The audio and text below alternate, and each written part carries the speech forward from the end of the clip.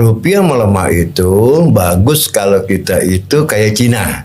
Ya, Iya. Cina itu kalau dia bilang ekonominya bergantung pada ekspor. Iya. Ya, dia mengalami trade surplus ya. Kalau mata uangnya menguat, barang-barangnya mahal kan? Iya. Nah, jadi Cina mencoba menstabilkan di level yang termasuk lebih rendah daripada nilai fundamentalnya. Tapi kalau kita, utang kita itu aja ya 440 miliar dolar, ya kan itu kan dalam bentuk dolar, ya kan ya. Pemerintah separuhnya 220 miliar dolar, swasta separuhnya 220 miliar dolar. Ya kalau dolar naik, ya otomatis ongkosnya lebih mahal dong bayar dolar, ya kan ya. Jadi tidak diuntungkan gitu loh. Yang kedua, misalnya kita BBM kan kita masih impor nih. Iya. Kan 50% tuh Mari naik lagi 1 Juni. kan baru naik lagi kan. Naik lagi. Nah, itu kan nggak buat dolar. Apa bagusnya gitu loh untuk ekonomi, ya kan?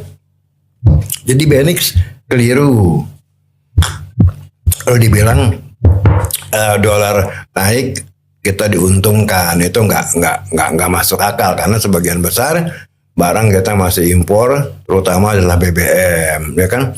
Nah, lebih repot lagi kalau dolar naik, harga BBM-nya juga naik kan. Harga minyaknya kan masih di atas 90. Nah, itu double impact tuh, ya kan. Nah, kita pasti bohwat lah. Nah, sekarang inflasi juga udah naik ke 3,06% katanya. Iya. Nah, ya kan? Dari kemarin bulan April cuma 2, sekian persen. Nah, itu juga tidak terlepas dari naiknya dolar dan naiknya harga minyak, ya. Jadi Benix harus pikir-pikir dulu bagusnya di mana gitu kan. Kalau dia bilang rupiah itu melemah terhadap dolar, itu bagus untuk ekonomi kita, itu buruk. Pertama, karena utang kita banyak dalam dolar, ya kan. Kalau dolar naik berarti kita juga harus bayar utang lebih banyak lagi dalam bentuk rupiahnya, ya kan.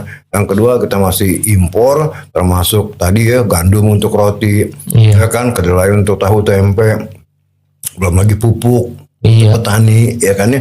Jadi nggak ada yang diuntungin kalau umpamanya dolar naik, gitu loh.